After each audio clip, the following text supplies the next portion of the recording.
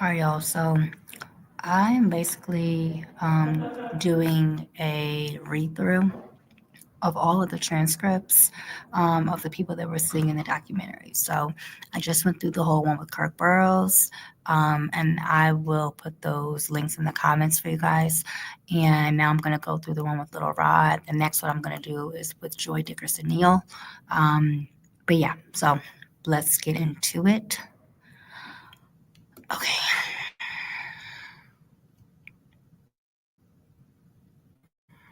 All right, so we see Ronnie Jones, Little Rod versus everybody. Sean Combs, Justin, Ethiopia, Belusin, Charles Grange, which I need more information about that, because that is interesting. Christina Corm, Chalice Recording Studio, Love Records, Motown, wow, Universal Music Group, which is Lucien, whatever. Grange, it's him. All right, let's get into it. Trigger warning. Okay. Plaintiff Rodney Little Rod Jones hereby alleges as and for his complaint against Puffy, his son. All right, so it just goes over everybody who it is against, jurisdiction and venue. Okay. Let's keep going to get to the facts of the case. What picture? Okay. They kind of look similar. Not really. Kind of. I don't know. Look at Lucian. That's enough. Ethiopian. God, Christina Corn. Okay. All right. Come on. Let's get all the way down here.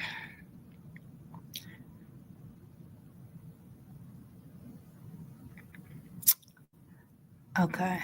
Little Rod. Summary of events is what I want. All right. From September of 2022 to November of 2023. Okay, so that was over a year. Mr. Jones produced 9 songs on Mr. Combs' Love album.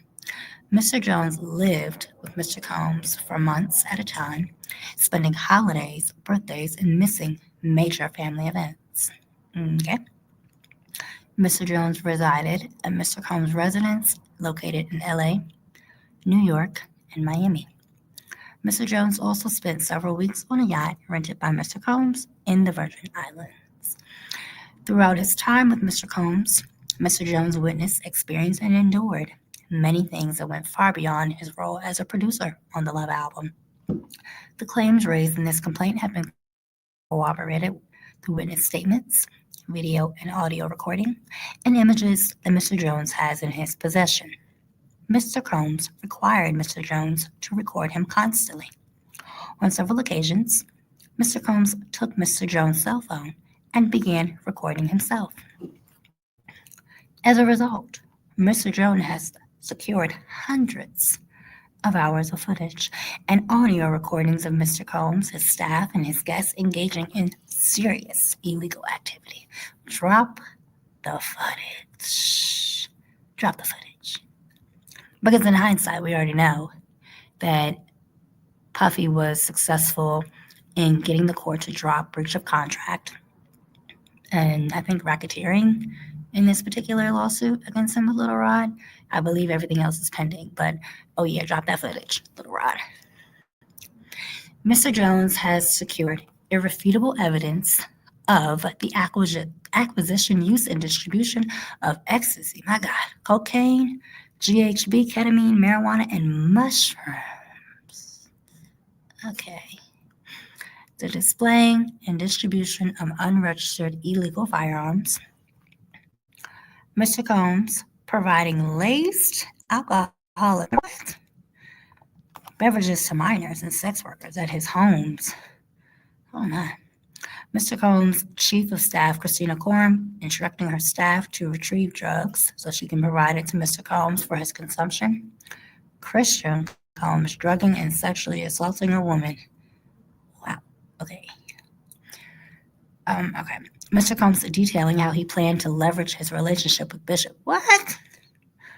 With Bishop T.D. Jakes to soften the impact on his public image of Cassie Ventura's lawsuit. Hold on. Okay, let me read that again. Mr. Combs detailing how he planned to leverage his relationship with Bishop T.D. Jakes to soften the impact of his public image of Cassie Ventura's lawsuit. Okay, so he wanted to like buddy up with T.D. Jakes so that people would look at him in a better light. I got it. Young Miami's cousin and or assistant sexually assaulting Mr. Jones, actor Cuba Gooding Jr. sexually harassing and assaulting Mr. Jones, rapper redacted on Mr. Combs' yacht, consorting with underage girls, sex workers, and R&B singer redacted in Mr. Combs' LA home, consorting with underage girls and sex workers. Who are they, Lil Rod? Who are they? Who are they? Okay. Chalice Recording Studio shooting. On or about September 12, 2022, Mr. Combs held a writers and producers camp at Chalice Recording Studio. Present at this camp were Mr. Combs, his son Justin Combs, and Justin's friend named G. Mr. G is a 30-year-old, tall, African American male. Okay. In addition to these individuals, other musicians were present at the camp. This writer has spoken to several musicians who attended the camp. One evening during the camp, Mr. Combs, Justin Combs, and G were in a heated conversation. That conversation was moved out of the studio into a restroom adjacent to where Mr. Jones was sitting. Mr. Jones was approximately 2 feet away from the bathroom when gunshots rang out. Mr. Jones recalls hearing multiple gunshots.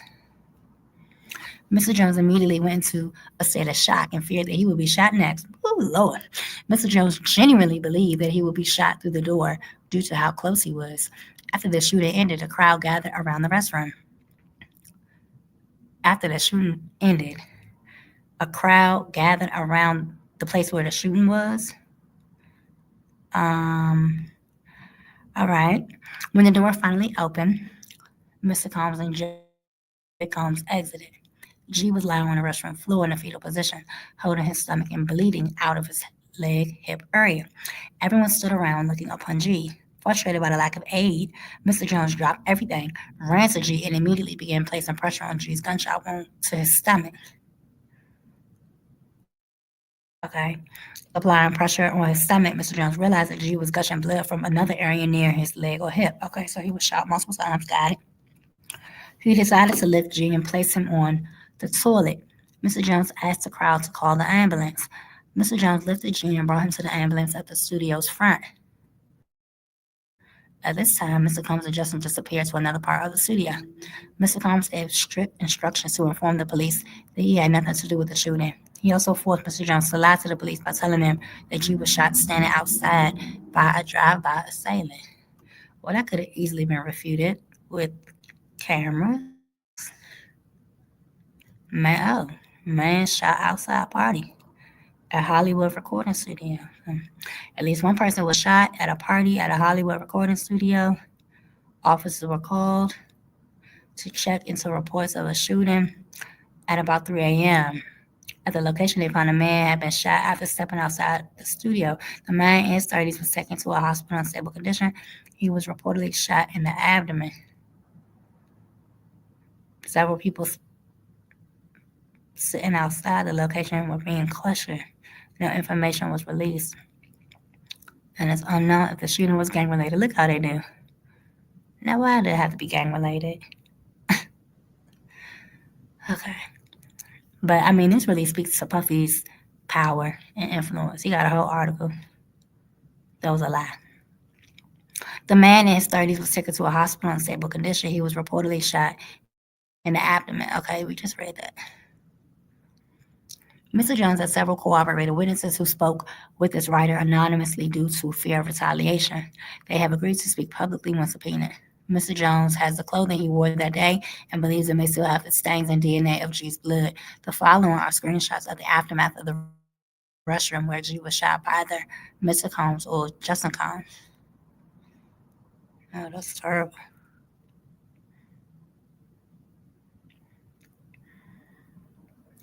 No, Rod, did you take these pictures?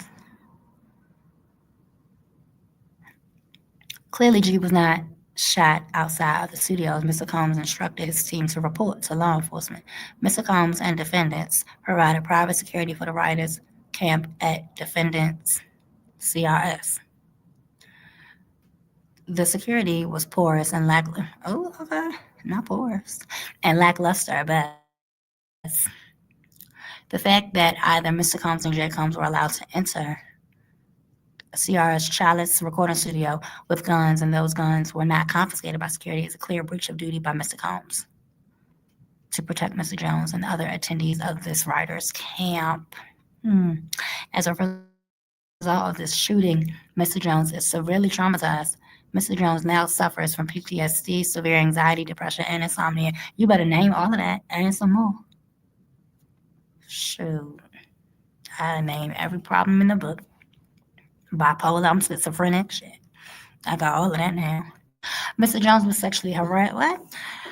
Okay, we about to get into it. He was sexually harassed and assaulted by Mr. Combs. Throughout his time living with Mr. Combs, which was like over a year and 2 months, I think. Mr. Jones was the victim of constant, unsolicited, and unauthorized groping and touching of his, oh my, of his anus by Mr. Combs. How does that occur? How does that work? How? I need more information, little Rob. These events took place in LA, New York, Florida, and the Virgin Islands, so at least 4 times or more.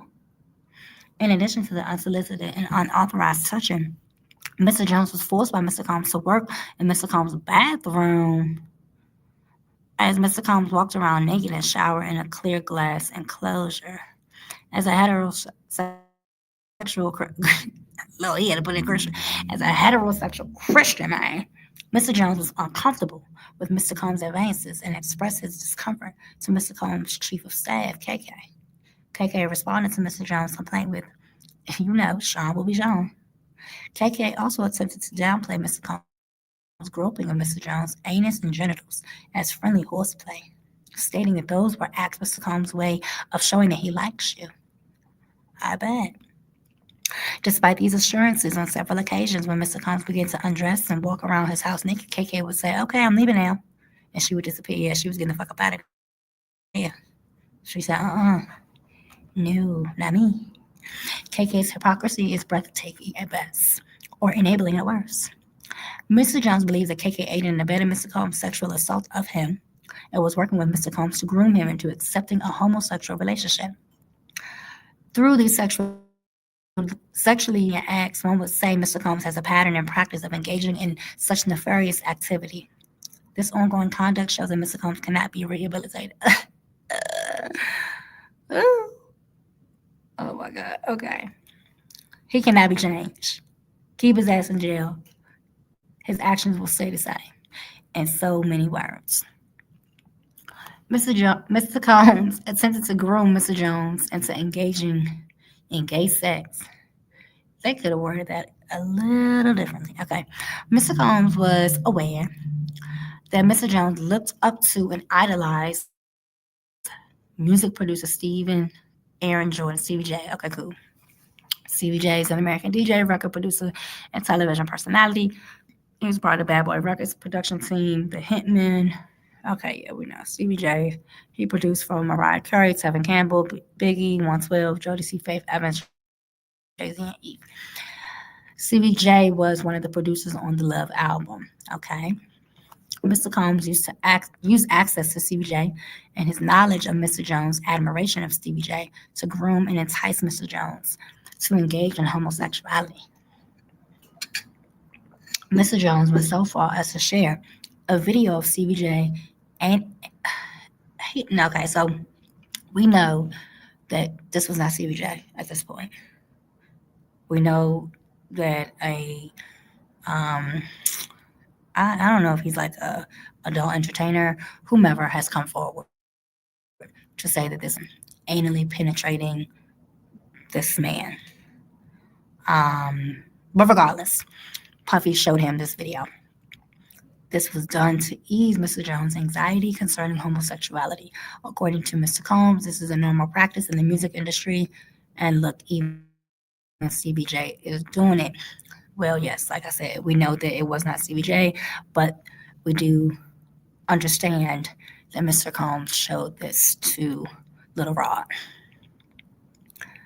I mean, the fact that they have these pictures is crazy. Mr. Combs informed Mr. Jones that he had engaged in sexual intercourse with rappers, R&B singers, and CBJ. Oh my God. Mr. Combs promised to make sure that Mr. Jones wins Producer of the Year at the Grammys if he engaged in homosexuality. And he said this on a documentary. He didn't say that part, but he did say that Puffy was promising him Holmes and Producer of the Year. The following are screenshots of the video. Okay, so we know that's not CBJ. Oh, wait a minute. So hold on. Wait a minute.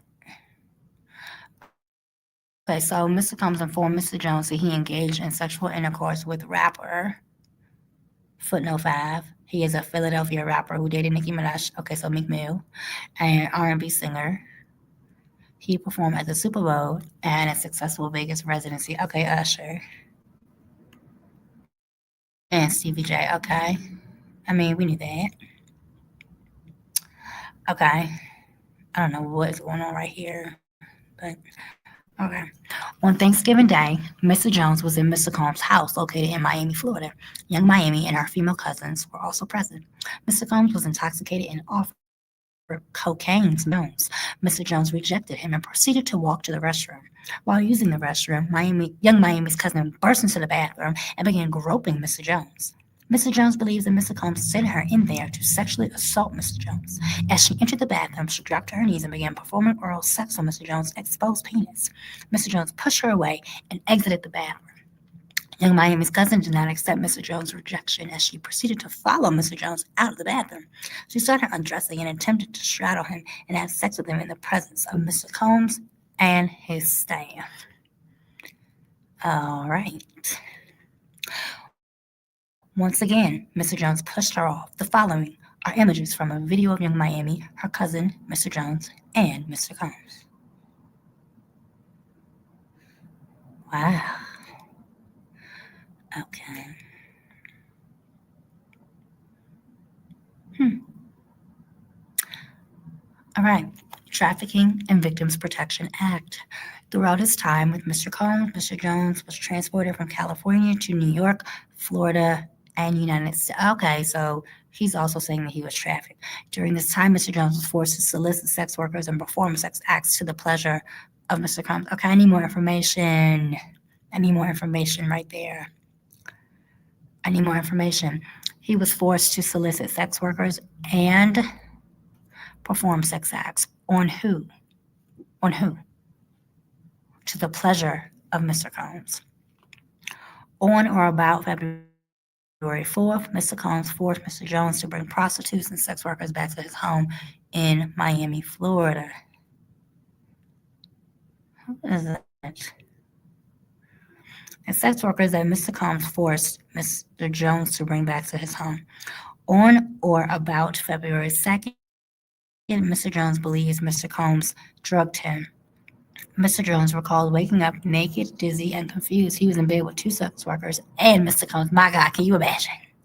Can you imagine? It must have been funky as hell on that goddamn bed. Oh my God, there's too many people in the bed. Two sex workers and Diddy. No. He also recalls aimlessly wandering around the house with no clothes on. Mm-mm. What is that? What is this? What is that? Okay, so I,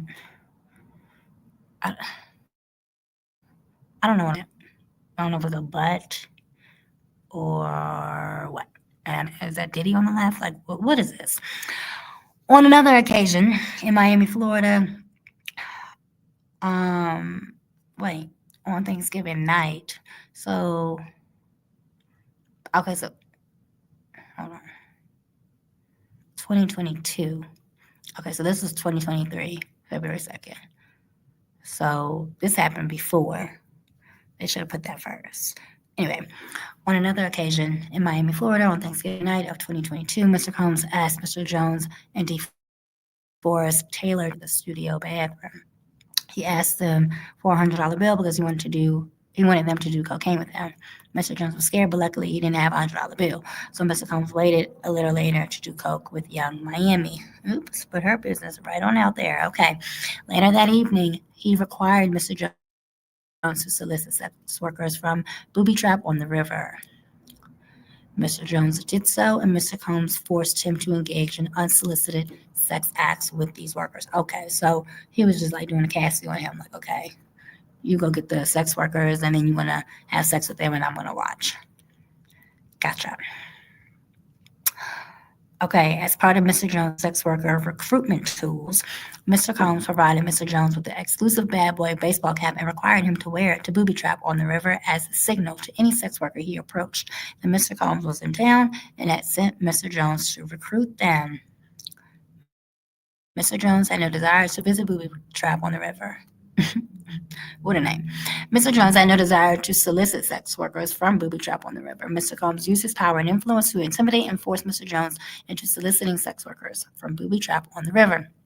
As detailed below, Mr. Combs used many tactics to maintain dominion and control of Mr. Jones. Apparently, these workers were accustomed to servicing Mr. Combs and would know that he is in town by the sight of the bad boy's baseball cap. The following are Instagram profiles of two of the sex workers that Mr. Combs required Mr. Jones to solicit and have sex with at his home in Miami, Florida.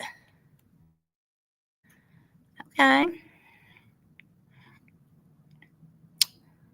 Mr. Jones had no desire to solicit and or have sex with these individuals in the previous paragraph. Mr. Combs used his power and influence to intimidate and force Mr. Jones into soliciting and sleeping with these women. The following is a phone. Oh my God. Is a phone number of another sex worker that Mr. Combs required Mr. Jones to solicit and perform sex acts with at his home in Miami, Florida. Little Rod, I need to know. This kept on happening, kept on happening, kept on happening. At what point was you like, okay, I'm going home? Because you said you never got paid, so it don't take but a day, one payment for me to miss, and I'm gone. So at what point were you being asked to sleep with these women who you didn't want to sleep with? They was trying some gay sexual activity on you, and you weren't getting paid. At what point was it like, all right, I'm out of here? Like I just need more information. Mr. Jones had no desire to solicit and or have sex with the individual in the previous paragraph. Mr. Combs used his power and influence to intimidate and force Mr. Jones into soliciting and sleeping with the individuals above. Mr. Combs used many tactics to maintain dominion and control of Mr. Jones. He promised him a Grammy for Producer of the Year for the Love album. He offered him $250,000 to purchase all the instruments he wanted. He promised him ownership of his $20 million property. Okay. One Star Island in Miami, Florida. He promised access to record label executives like defendants Lucian Charles Grange in Ethiopia. Okay, so that's where they come in. I mean, once he promised you that $20 million house, you knew that he was capping. Mr. Combs would often switch up his approach. He would go from promising Mr. Jones the world to threatening Mr. Jones with physical harm. Mr. Combs threatened to eat what? To eat Mr. Jones' fat. Oh my God. And inform Mr. Jones that he's willing to kill his mother, Janice Combs, probably so, if he must in order to get what he wants. So he wouldn't think twice to harm Mr. Jones. And he probably would kill Janice if she don't get his ass first. All right. I'm gonna break here and come back for part 2.